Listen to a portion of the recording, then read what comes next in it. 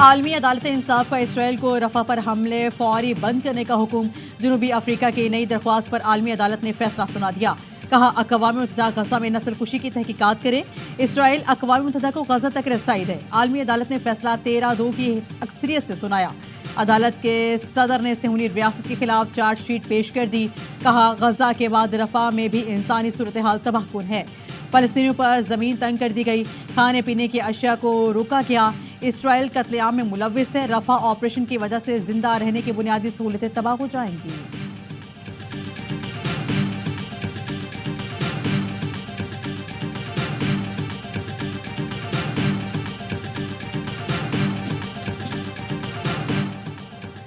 Israel की हठधर्मी बरकरार। आलमी अदालत इंसाफ का फैसला मानने से इनकार। इसराइल की कौमी सलामती के मुशीर ने कहा रफा ऑपरेशन से फलस्तीनियों की तबाही का खतरा नहीं। हमास का आलमी अदालत इंसाफ के फैसले का खैर मकदम। कहा सिर्फ रफा पर हमले से रोकने का हुक्म देना काफी नहीं। सलामती कौंसिल अदालती फैसले पर अमल दरामद कराए। जनूबी अफ्रीका के सदर का रफा हमले रोकने से मुतालिक ICJ के फैसले का खैर मकदम। बेल्जियम की वज़ीर ख़ारजा ने 2 रियासती हल के लिए फौरी मुज़ाकरात शुरू करने का मुतालबा कर दिया।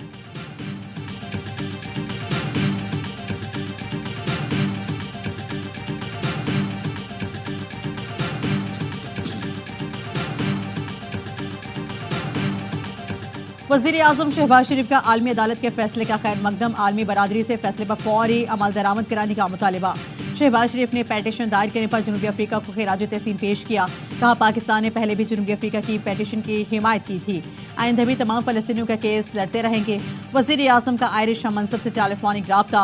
फ़लस्तीनी रियासत को तस्लीम करने के फैसले को सराहा। आयरलैंड के वज़ीर आज़म साइमन हैरिस ने कहा गजा में इसराइल की फौरी कार्रवाई को किसी भी तरह मुआफ़ नहीं किया जा सकता।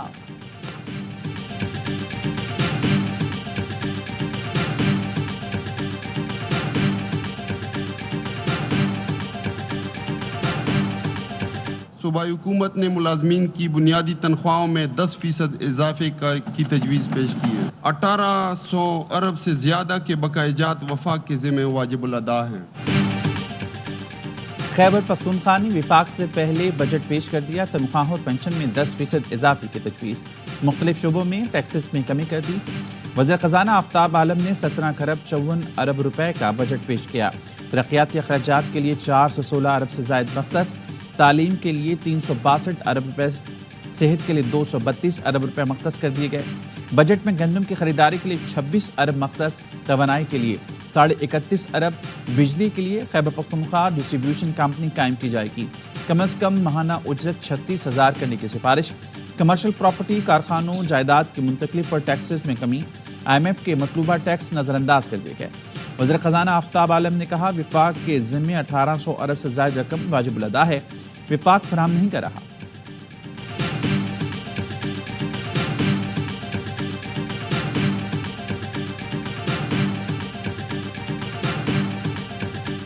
बुला रहे SIFC में ठीक है, इस तरीके से इन्होंने मुल्क चलाना है तो हमें तो कोई मसला नहीं है। जो हमारे सूबे का शेयर है उसमें हम बिल्कुल कोई कम्प्रोमाइज नहीं करेंगे। हमारी जरूरत नहीं है, हमें भी इनकी जरूरत नहीं। हमने टाइम लाइन दी हुई है 15 दिन की। 15 दिन गुजरेंगे फिर मैं इनको बताऊंगा कि बटन किसका है, बिजली किसकी है, सूबा किसका है। पाक हुकूमत को हमारी नहीं तो हमें भी उसकी जरूरत नहीं। वज़ीर आला खैबर पख्तूनख्वा अली अमीन गंडापुर कहते हैं SIFC इजलास में नहीं बुलाया गया। इसी तरह मुल्क चलाना है तो फिर ठीक, सूबे के हक पर कोई समझौता नहीं करूंगा। विफाक को 15 दिन का वक्त दिया है, वक्त पूरा होने पर बताऊंगा बिजली का बटन किसके पास है और सूबाई खुद मुख्तारी किससे कहते हैं। सहाफ़ी ने सवाल किया लोड शेडिंग बढ़ गई है, आप विफाक पर कब चढ़ाई कर रहे हैं। अली अमीन गंडापुर ने कहा फिलहाल अवाम से कहता हूँ सुबह शाम नमाज पढ़कर बद्दुआएं दें।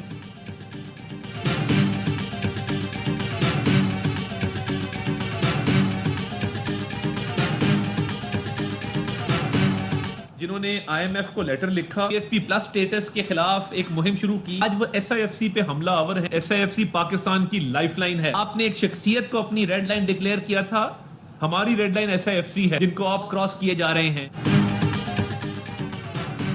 वज़ीर आला KP मुल्क को तबाही की तरफ ले जाना चाहते हैं। IMF को खत लिखने वाले अब SIFC पर हमलावर हैं। वज़ीर इत्तलात अता तारड़ की प्रेस कॉन्फ्रेंस। कहा SIFC पाकिस्तान की रेड लाइन है। आप SIFC वज़ीर आज़म और आर्मी चीफ पर हमला करेंगे तो सरमायाकारी नहीं आएगी। ये अवाम को धोखा देने के लिए विफाक से पहले बजट पेश कर रही हैं। आप आइन की खिलाफ वर्जी करेंगे तो आपकी हमारे पास कोई जगह नहीं होगी।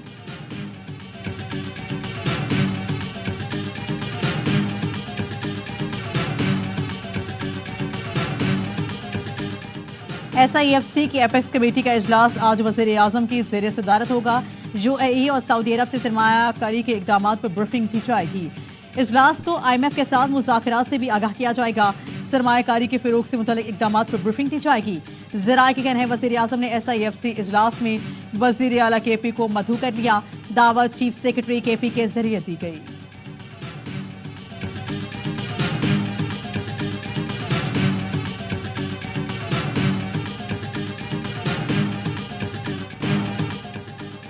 इस्लामाबाद में PTI के मरकजी दफ्तर पर क्रैकडाउन। इंसदाद तजावुजात की टीम ने इमारत का एक हिस्सा गिराकर दफ्तर सील कर दिया। पुलिस ने मज़ामत पर रहनुमा आमिर मुगल को गिरफ्तार कर लिया। FIR के मुताबिक आमिर मुगल ने CJ के ऑपरेशन के दौरान आही राड उठाया हुआ था। हवाई फायरिंग की, पुलिस और CJ हमले पर हमला किया। आमिर मुगल का जुडिशल रिमांड मंजूर। इंसदाद दहशतगर्दी की अदालत ने जिस्मानी रिमांड की सजा मुस्तरद कर दी। दस्तावेज के मुताबिक इस्लामाबाद में प्लॉट 7 जुलाई 2020 को PTI के नाम ट्रांसफर हुआ। साबिक सेक्रेटरी जनरल PTI ने कानूनी कार्रवाई मुकम्मल की।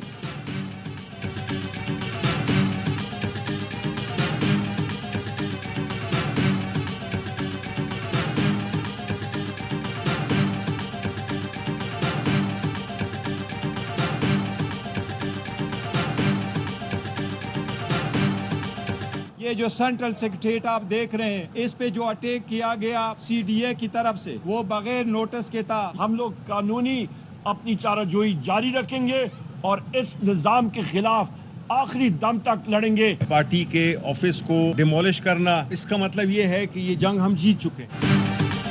PTI का सील दफ्तर के बाहर टेंट लगाकर इजलास। चेयरमैन PTI बैरिस्टर गौहर ने कहा PTI सेंट्रल ऑफिस बगैर वजूहात और नोटिस गिराया गया। ऑफिस सील करने के खिलाफ पीर को पेटिशन दायर करेंगे। हमारे कारकुनों और खवातीन के घरों पर छापे मारे गए। तमाम हरकत के बावजूद हम मुश्तइल नहीं हुए। उमर जो बोले, गुज़श्ता रात सब ने देखा फरसुदा निज़ाम के बिल्डोजर आए। हम इस निज़ाम के खिलाफ आखिरी दम तक लड़ेंगे। शिबले फराज ने कहा पार्टी का मरकजी दफ्तर गिराने का मतलब है कि हम ये जंग जीत चुके। ऐसे मुल्क में कौन सरमायाकारी करेगा जिसका मकबूल लीडर जेल में हो।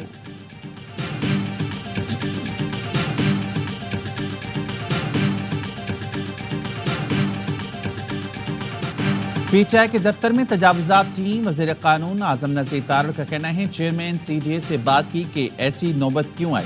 उन्होंने जवाब दिया 4 साल से नोटिस दिए जा रही हैं। 10 मई को फाइनल नोटिस भेजा गया। इन्होंने 2 फ्लोर बगैर नक्शे कायम किए। पब्लिक एरिया में कंटेनर और पार्किंग शेड बनाया था। तर्जुमान PTI रऊफ हसन ने हुकूमती दावे की तरदीद कर दी। कहा मरकजी सेक्रेटेरिएट से मुतालिक कोई नोटिस मौसूल नहीं हुआ। हमारी हुकूमत में हमें नोटिस मिले होते तो फौरी इस पर एक्शन लेते। मरकजी सेक्रेटेरिएट कानूनी तौर पर बनाया गया है, सारे सबूत मौजूद हैं।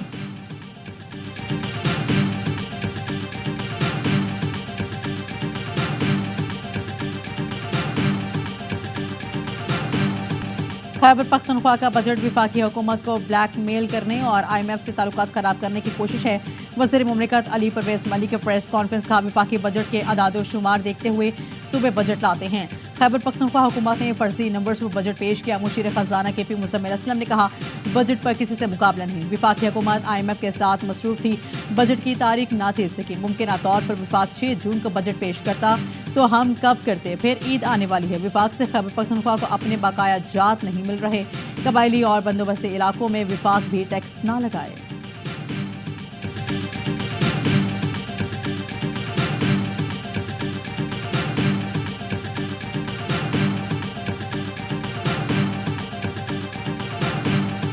मेरी पूरी कोशिश है कि मैं सूबे का वकील बनकर हमारे मरकज़ से जितने भी हमारे फंड्स हैं हम लेकर जाएं और सूबे की तरक्की करें। सूबाई हुकूमत PTI की सुन्नी इत्तेहाद कौंसिल की है।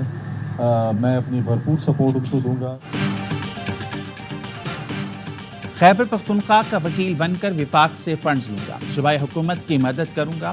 गवर्नर खैबर पख्तूनख्वा का ऐलान। फैसल करीम कुंडी कहते हैं तरक्याती मंसूबे मुकम्मल करना सूबाई हुकूमत का हक है। वज़ीर आला के लिए गवर्नर हाउस के दरवाजे खुले हैं। अली अमीन गंडापुर मेरे पास नहीं आते तो मैं उनके पास जाने के लिए तैयार हूँ। सूबे और विफाक को करीब लाऊंगा।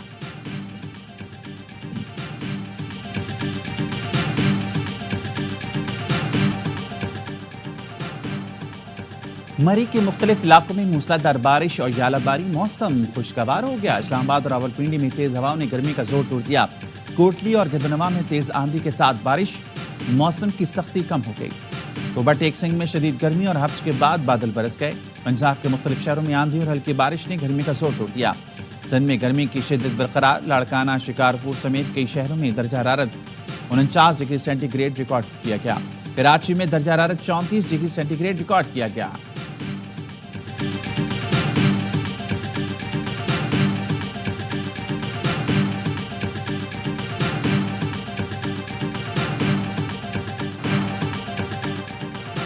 के इलेक्ट्रिक ने बिजली के बुनियादी टैरिफ में 10 रुपये 69 पैसे फी यूनिट इजाफा मांग लिया। बुनियादी टैरिफ 44 रुपये 69 पैसे फी यूनिट मुकर्रर करने की इस्तदा। मल्टी ए टैरिफ मुकर्रर करने की दरख्वास्त नेपरा में जमा। शदीद गर्मी के दौरान कराची के मुख्तलिफ इलाकों में बदतरीन लोडशेडिंग, शहरी सरापाए एहतजाज।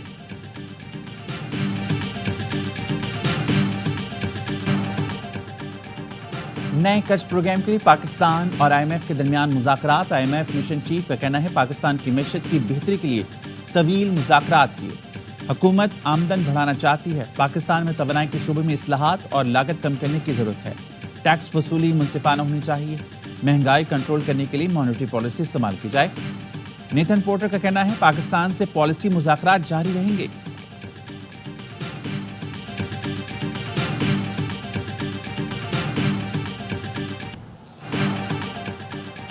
पाकिस्तान स्टॉक मार्केट में नई तारीख रकम हो गई। ट्रेडिंग के दौरान 100 इंडेक्स की तारीख की बुलंद तरीन सतह 76,000 अबूर कर गया। 868 पॉइंट्स इजाफे के साथ इंडेक्स 75,983 पॉइंट्स पर बंद हुआ। दौरान कारोबार इंडेक्स में 1134 पॉइंट्स का इजाफा देखा गया। वफाकी वजीर बराए बहरी अमूर कैसर अहमद शेख कहते हैं जॉर्पी कंपनी पाकिस्तान की बंदरगाहों में $2 अरब की सरमायाकारी का जायजा ले रही है। दुनिया की सबसे बड़ी शिपिंग टर्मिनल कंपनी पाकिस्तान में सरमायाकारी करना चाहती है। SIFC ने सरमायाकारों का एतमाद बहाल करने में अहम किरदार अदा किया।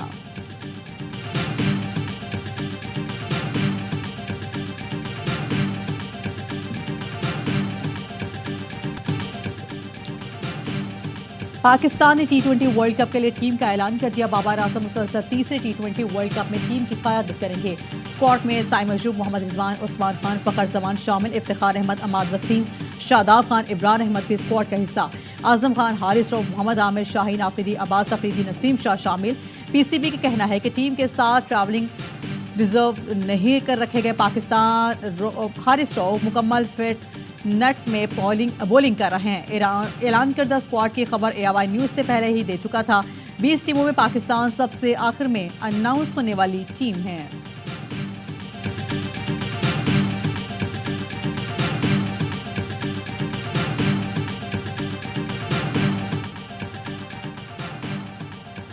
पाक इंग्लैंड दूसरा T20 आज बर्मिंघम में खेला जाएगा। 18 मिजाज कौमी बल्लेबाज फ़खर जमान कहते हैं अटैकिंग क्रिकेट खेलेंगे। वर्ल्ड कप के हर मैच में 200 से ज्यादा रन बनाने का प्लान है। मेगा इवेंट में अपने पुराने अंदाज से खेलूंगा। आजम खान को सिफारिशी कहना ज्यादती है। कौमी स्क्वाड की भरपूर प्रैक्टिस, बैटिंग और बॉलिंग की मशकों के साथ कैचिंग पर भी खास तवज्जो दी गई। स्क्वाड ने साइम अयूब की सालगिरह भी मनाई। नौजवान ओपनर ने केक काटा, खिलाड़ियों ने खूब हल्ला गुल्ला किया। 4 मैचेस की सीरीज का पहला T20 बारिश की नजर हो गया।